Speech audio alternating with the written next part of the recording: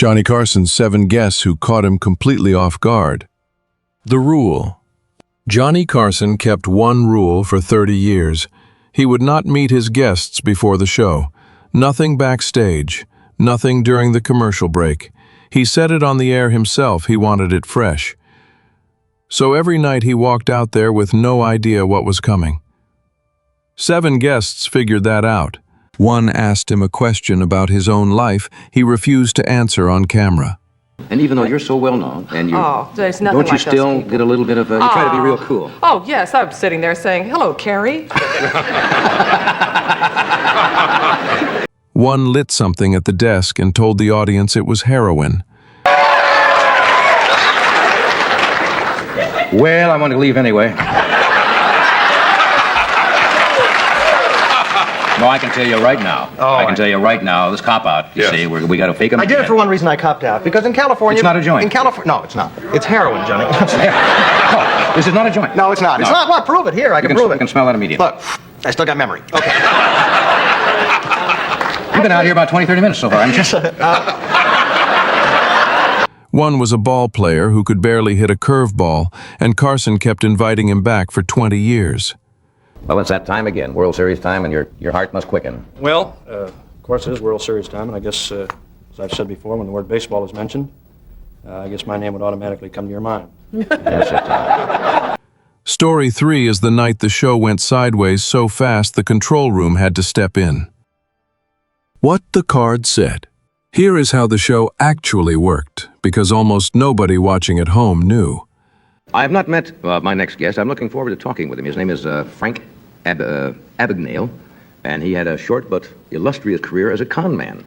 Before a guest came out, a member of Carson's staff would sit down with that guest and talk to them, sometimes for an hour. They would find the funny stories, write them down, and hand Johnny a card. Not a script, a card. I find this absolutely mind-boggling. It says on the card here, you also faked it as a lawyer on a state attorney general staff. Can you talk about that? A few short lines, enough for him to know roughly where to steer. Then Johnny would walk out and read that card cold in front of 15 million people. Frank, since we have just met, assure me that you are not passing as somebody tonight as Frank Abagnale and are really Fred Schwartz somewhere, or that you are what you are tonight. I'm me tonight. Now, those are fascinating things I read. The audience went, what? It's a little bit like the story of Fred, was it Fred DeMera? Right. Think about what that means. The most powerful man on American television built his entire career on a system where he was the last person in the building to know what was about to happen. His staff knew more than he did. The guests knew more than he did. The audience at home found out at the same moment he did. How you doing? Said hello, and he said, what kind of equipment are you on? And I thought, well, equipment, I didn't know what to say, so I said, General Electric. And he said, oh, and he walked out. So I quickly found out what equipment meant, what type of aircraft. What kind of aircraft you flying? What, did he think you were flying a washer or something? Most hosts would have hated that. Carson protected it. When I would be called to the emergency room, I'd walk in, there'd be 2 or 3 interns there, and I'd be called down, and I'd walk in, and I'd say, what's the problem? And they'd say, Doctor, we have severe cardio here with I didn't know if the guy broke his leg, had a heart attack. So I would say, well, Dr. Carter, what do you think? Well, doctor, I would like to administer 30 cc's of this. Dr. John, I concur. Dr. Jane, I concur. Gentlemen, have at it. And out I would go. Well, I became one of the most respected residents because I was the only one that ever allowed them to do anything without anything. He believed the second he had a real conversation with a guest backstage, the good version of that story was gone, and what came out on camera would be a warmed-over copy of it. That rule gave him 30 years of laughs he could not have written. Demonstrating for Kroger stores, I walked into a store and showed them that I went through an express lane, wrote a check with my check for $10, and gave the girl the store manager's driver's license. Well, not only was he not me, but he was black and I'm white. And she took cashed the check. It also gave him the 7 nights we're about to go through. Carol Burnett and the question nobody warned him about. Start with the one guest Carson trusted most.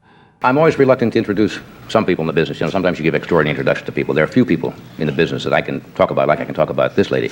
She is one of the most talented performers I think that has ever come along in the entertainment business. She does everything so well, and not only comedy. And she has a new summer series called Carol Burnett and Company, airs for 4 Saturdays beginning the 18th of this month. And she is something special. Would you welcome Miss Carol Burnett?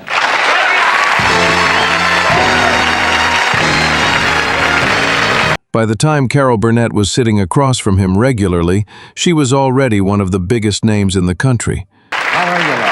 I am too. I get chills when I hear that theme song. I mean that. Don't you sometimes when you hear this really has so much sentiment attached to it? What theme song? The one that they just played. The da, da, da, da, da, da, How does it go? da, da, da. Yeah, I get chills too. My husband wrote it. She had her own variety show. She had a whole nation who knew her by a scream. Yes, I could be Betty Grable, I could be Joan Crawford, Betty Davis, and so forth, and act them out with my That's rather, girlfriend. it's rather a common denominator for Yeah. performers. And how nice that you can grow up and still act like a kid. And get paid for your fantasies. And I learned to do the Tarzan yell when I was a little kid playing with my cousin. She was always Jane. Every time I saw you do a show, somebody would ask, Oh, do yes. the Tarzan yell. Yep, just the other night when we were taping Little Girl. You see, I'm not... That Tarzan yell, the thing she could do at will, the thing she would do when anybody asked on any stage at any hour. We'll do it, and then you just at the end put a you on That's it. exactly Is that what what I you did. did? Exactly what I'm I did. sorry, I didn't mean it. Yeah, that's what I did. All right, let's have one. You want it? You're here. I've been out of practice. That's for a all while. right.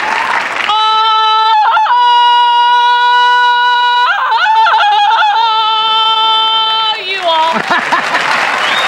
The card in front of Johnny for a Carol Burnett night was probably the easiest card he ever got. She was famously easy. She showed up, she was warm, she made everybody in the room look good. I mean, we like to do crazy things. So, I mean, you get in front of an audience. Now, when you're by yourself and you're out, you're rather quiet. Yes, But I am. when you get in front of an audience, like I will, you'll do almost anything if it'll work at the moment. And yet people Yes, don't understand that you're not the same off as you are on. Excuse me, I'm hot. I put toilet paper in here. Just kind of... No, it was know, that's not- perspiring, and I know, that's- sorry. Now, what were you talking Ladies, about? That is exactly why this one is first. Because the two of them had something in common that almost nobody in Hollywood had. They both came from nothing. Not modest, not humble in the press release way, actual nothing. We went to a party last night. It was James Stewart's and his Gloria? lovely wife, Gloria. 30th wedding anniversary, and it was beautiful. It was like my whole youth flashed before my eyes last night because my grandmother and I used to hit Hollywood Boulevard. Let me explain this. Yeah.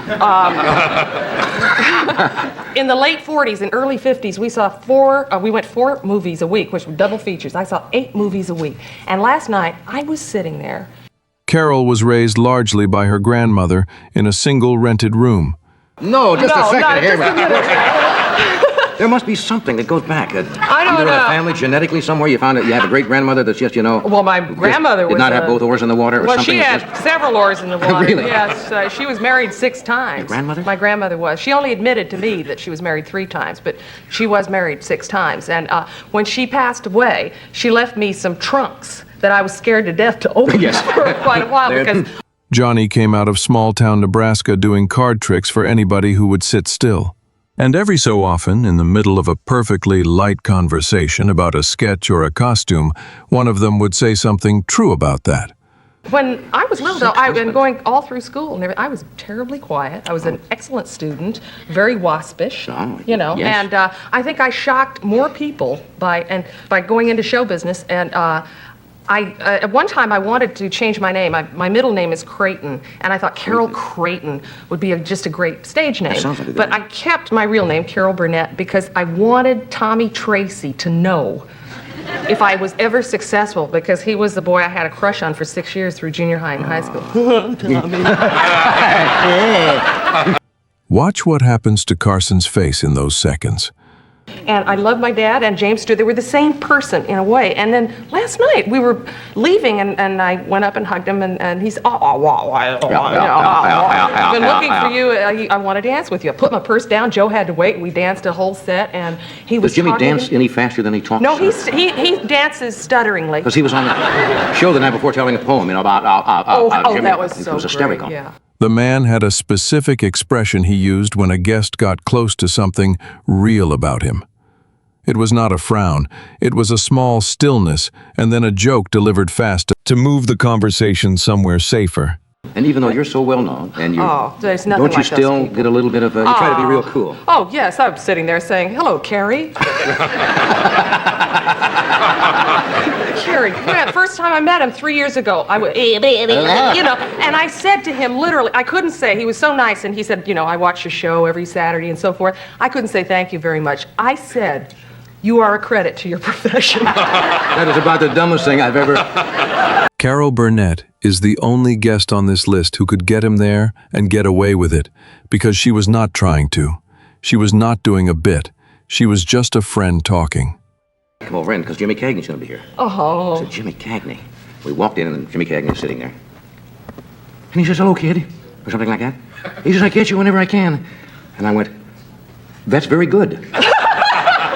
Because it sounded like a guy doing Cagney. And I says, you do that perfectly. I didn't know what to say. I felt like such a dunce. You know, and you do that. You're free. Who did you really want to meet? Here is the part that tells you everything. Carson had a reputation as one of the most private men in show business. Married 4 times, almost no close friendships that survived the industry. Guests who worked with him for a decade said they never once had a real conversation with him off camera. He kept booking Carol Burnett anyway. What? Jesting is my business. Jesting is his life. Yeah. Jesting is my life. I started, and then we worked together. We worked together on on the the old Gary Moore Moore show. show. Do you have any copies of those sketches? If I can find, I remember we did, one of the takeoffs we did was on Gone with the Wind. Right. We did one, and then a lifeboat thing that Yes. we did. I remember that one. Yeah. I'll try to find them, then I'll bring them back, and we can embarrass ourselves. We probably thought Like at we're the time. doing right now. The twink, she said, her eyes twinkling, only to me. No, I remember we did it. And why, I don't know, but they wanted me to play Rhett Butler as Ed Sullivan. I think if I'm right, and Makes I sense. never understood why. I have no idea. Maybe to give you a character. It was just a weird kind of a sketch. But you did Gable just then. I think you Well, I should have don't done do it that way.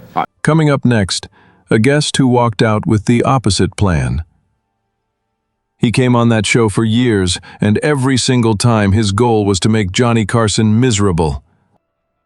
Yeah, I think you're losing it. Well, maybe it is me, and now you want to know why I mistreat you. That's right. Now people don't understand when you come out here, and Well, but look at you. I mean, you don't really care what I have to say, do you? Honestly? no.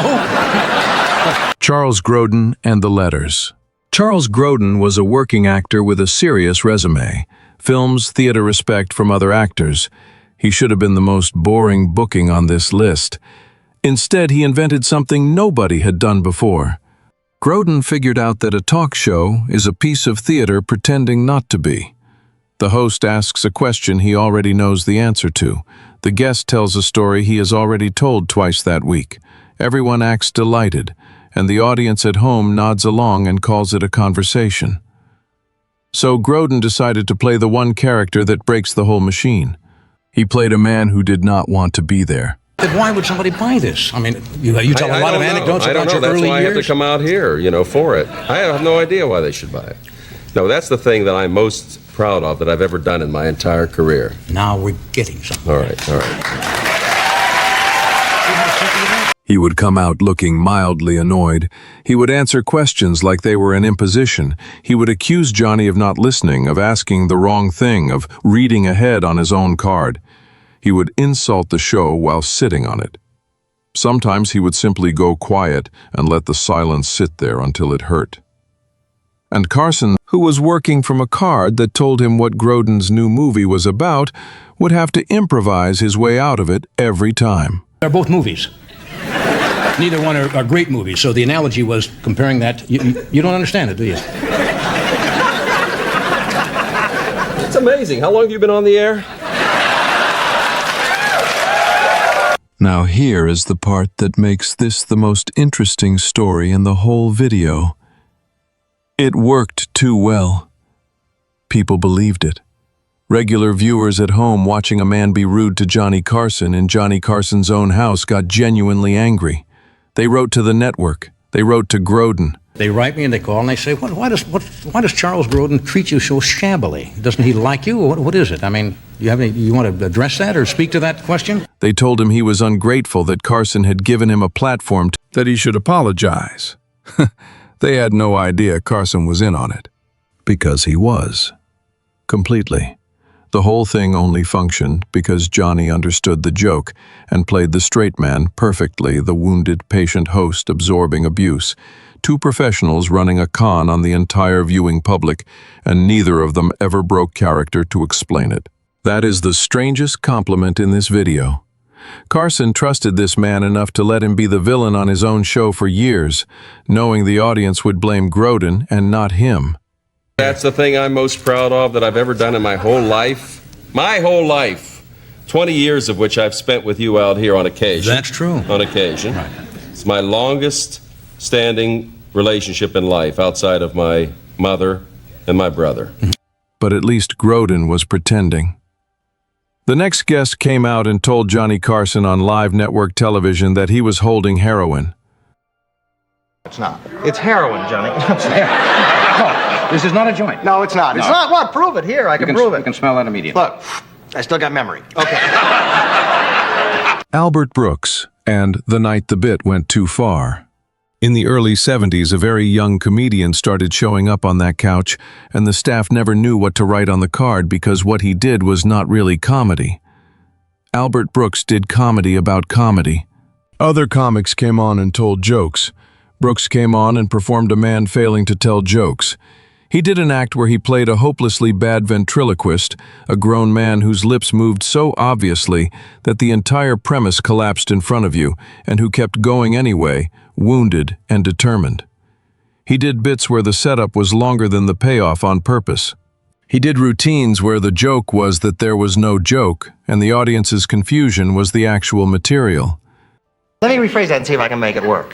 My girlfriend, who wanted to kill me by giving me fattening foods, gave me a chocolate cake with a will in the middle. Kill me. Sometimes you really have to... I found sometimes it pays to diagram. A joke?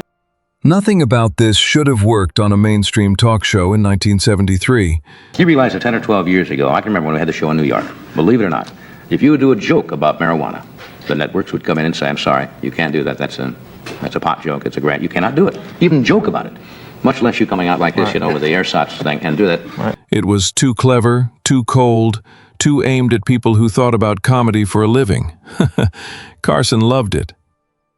And Brooks kept pushing because Carson kept letting him. Then came the night he walked out to celebrate an anniversary of his own appearances, sat down at the desk and produced something to smoke.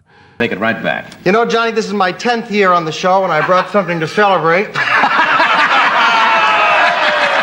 Johnny told him immediately what it looked like. Brooks corrected him. He said it was heroin. Sit with that for a second. This is network television. This is the middle of the night in millions of American living rooms. This is the show that got in trouble for jokes about marriage. And a guest at the desk has just calmly told the host that he is holding the hardest drug in America and is refusing to break and admit it is a bit. Carson had two choices. Play along and risk the affiliates. Kill it and look like a scold. What he actually did was better than both. He argued with him. On the air, in real time, the king of late night sat there trying to convince a comedian to admit that his prop was a prop, while the audience screamed and the producers watched the clock. I'll tell you the truth. I'll tell you the truth. My mother is somewhere in San Francisco. Probably now a paramedic is on her way to my mother's house. So, I mean, we should say that it's not a joint. But I have to be honest with you. I was thinking of I was on the road for about 5 years. That is the whole thesis of this video in one image. A man with total control over his own program, reduced to negotiating with a guest about what was in his hand because he had refused to find out beforehand. Nobody in that building had written the words, "He will tell you it is heroin," on a card. Nobody could have. After the break, a guest whose real act was so filthy that half of it could not legally be spoken on the network that was paying him. It's just a difference in knowing terminology, because a lot of things that said black, that if you say it white, it means entirely something else. I could do a few things, but can't. Yeah, I know what you mean. I know what you mean. Red Foxx and the half he could not use. Red Foxx spent decades as one of the funniest men alive, and for most of that time, almost no white American had ever heard him. He worked the Chitlin circuit. He made comedy records that sold in the millions and were kept behind the counter. His material was blue in a way that has nothing to do with modern television, not shock for its own sake, but the plain-spoken adult comedy of a man performing for grown people in a room where nobody was pretending to be respectable. Then Sanford and Son happened, and suddenly this man was in every living room in America at 8 o'clock on a Friday night. You remember the first joke you ever told in your act? One that we could tell. Now, I've seen you work before many times, Yes, Red, and you have an adult act. White handkerchief? Your act is very adult. It is. Which created a very specific problem for The Tonight Show. The card in front of Johnny could describe what Red Fox was famous for. It could not contain what he was actually funny about.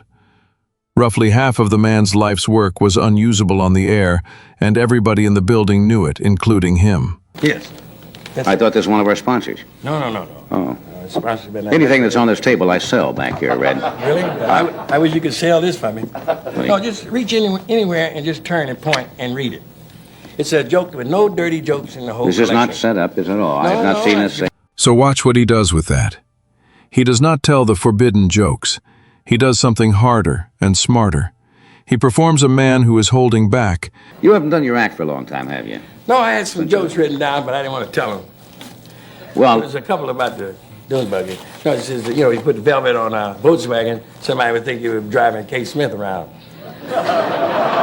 you'll hear from Kate Smith. Well, I haven't heard from her. And lets you hear the size of the thing he is holding back. He would start a story, get to the edge, and stop. He would look at the audience. He would look at Johnny. And the laugh would arrive before any punchline did, because the entire room had filled in the blank together. Carson could not steer that. There was no follow-up question on his card for a joke that had not technically been told. What makes this segment matter is what it says about the rule. Carson's no rehearsal policy worked beautifully when the risk was a guest saying something surprising. With Red Fox, the risk was a guest saying something that could cost the network its license. Something I never think about. Well, the older you get, you're going to have to start thinking about it. No, like old people start straightening up, getting ready for Jesus, when they get older, Yeah. and it's important. They raise hell, and then pretty soon they got to straighten up. Coming, all this. You've raised a little hell in your life. And Johnny still would not meet him first. He trusted a man to walk a line he had never once discussed with him. The next one is the only guest in this video who beat Johnny Carson using nothing but words. No prop, no character, no act. Well, I guess so. You know why? Because when I started out, this conversation isn't really very funny. Oh, I don't this time. know. It doesn't have to be funny. It's deeply interesting, though, isn't it? Teri Garr and the fight he could not win. Teri Garr came up as a dancer. Background work, small parts, years of being the woman with 3 lines. Then, Young Frankenstein happened, and Tootsie happened, and by the early 80s, she was one of the most in-demand comic actresses in the country. She was also quietly one of the most dangerous guests in late night.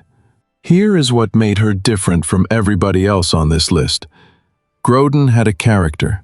Brooks had a concept. Foxx had a legend behind him. Garr had none of that. She just refused to play the part. You are attractive but poor and without skills. Someone offers you a lot of money to work for an escort service. Do you accept? It's funny. This happened to me. Figures with you. No, of course I wouldn't do that. Well, not. The unwritten deal for an actress on a talk show in that era was simple. Be charming. Be a little flattered. Let the host laugh at his jokes, mention the movie, get off.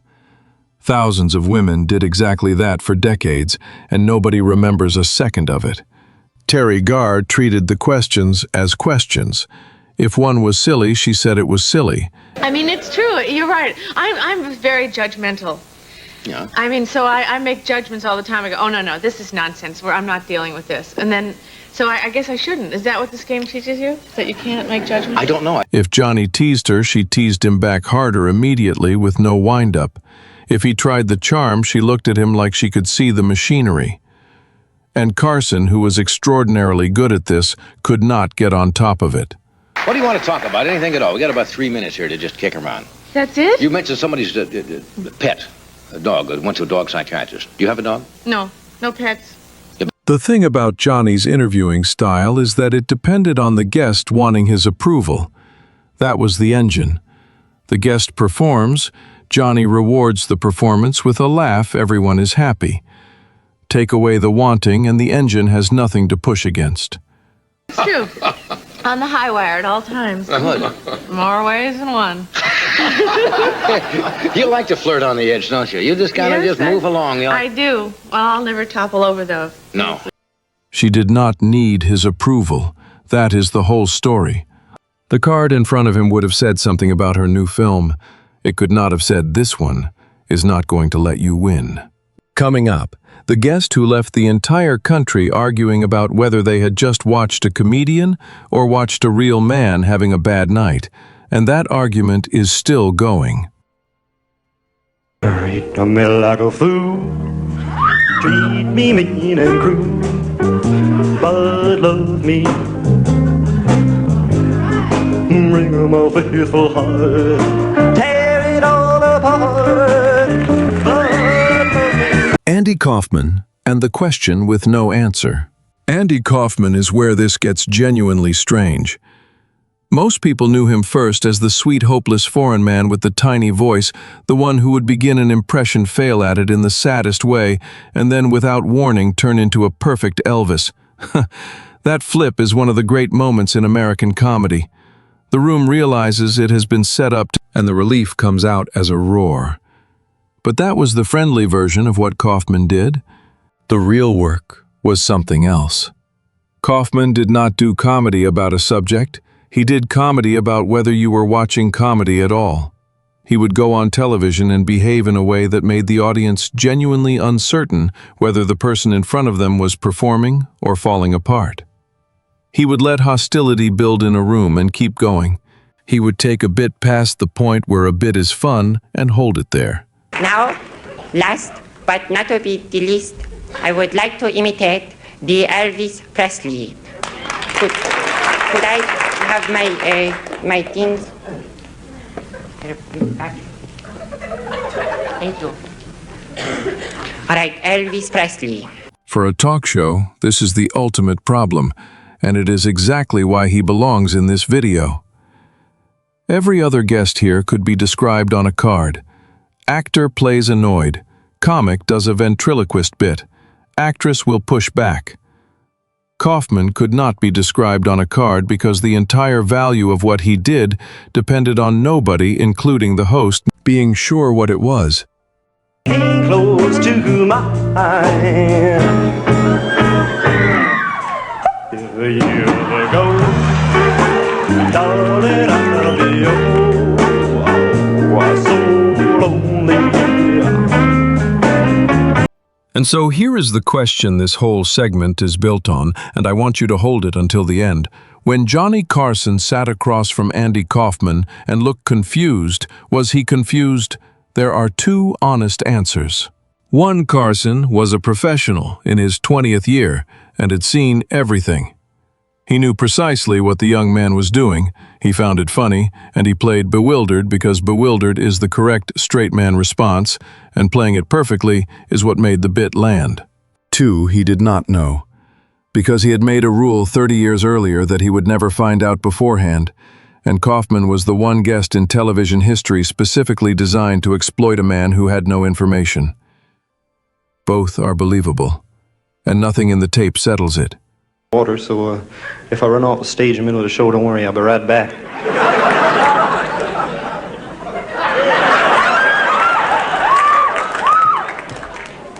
All right, I'll have to sing one of my biggest records. Hold that thought. The last one on this list never had a joke written down in his life. Johnny invited him back more than almost anybody. Yes, this is on a day when the starting lineups were put on the board and the ball club found out that I wasn't playing. Celebrating early there. I was very happy. Bob Uecker and the man who was bad at his job. Bob Uecker played 6 seasons in Major League Baseball.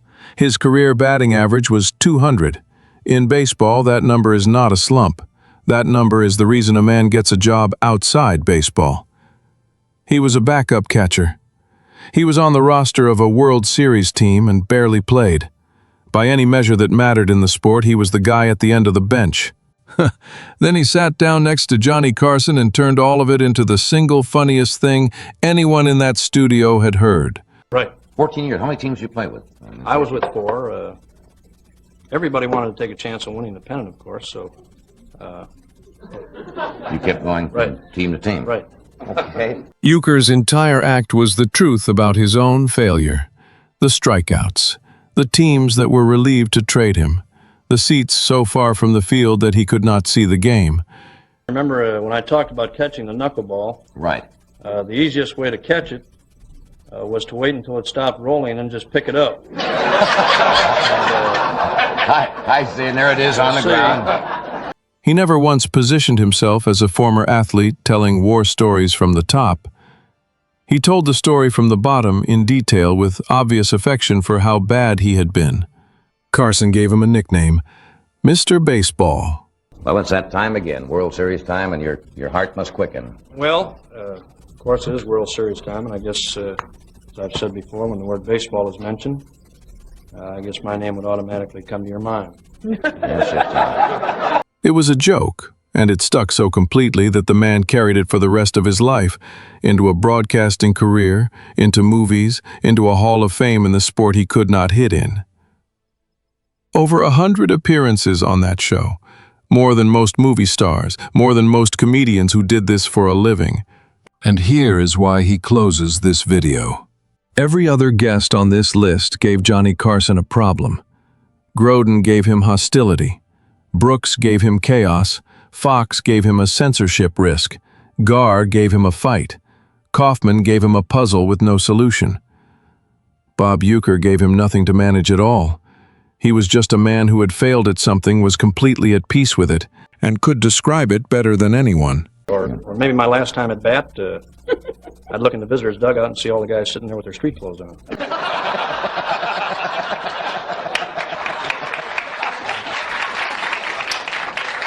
What's the weirdest superstition with other players? Carson kept that rule for 30 years. No meeting, no backstage, nothing during a break, and took a real risk every single night to protect it. Uecker is the proof of what the rule was actually for, not chaos, not danger. Carson protected it because once in a while it produced a person like this, and no rehearsal in the world could have manufactured him. What do you think? So here is the argument, and I want it in the comments. Some of you watched the Andy Kaufman story and thought Carson knew. Of course he knew.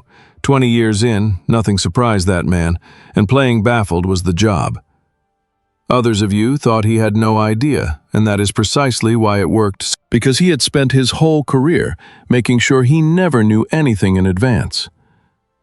Which one is it? And while you were down there, Charles Grodin, was that man doing the smartest comedy of anyone on this list, or was he just rude to a host who was too polite to throw him out? Plenty of people watching this are going to disagree with you, so say it clearly. Watch any Tonight Show clip again after this and look for the card. Look for the half-second where Johnny glances down, finds one line about a person he has never spoken to, and starts talking. 30 years, every night. Blind on purpose.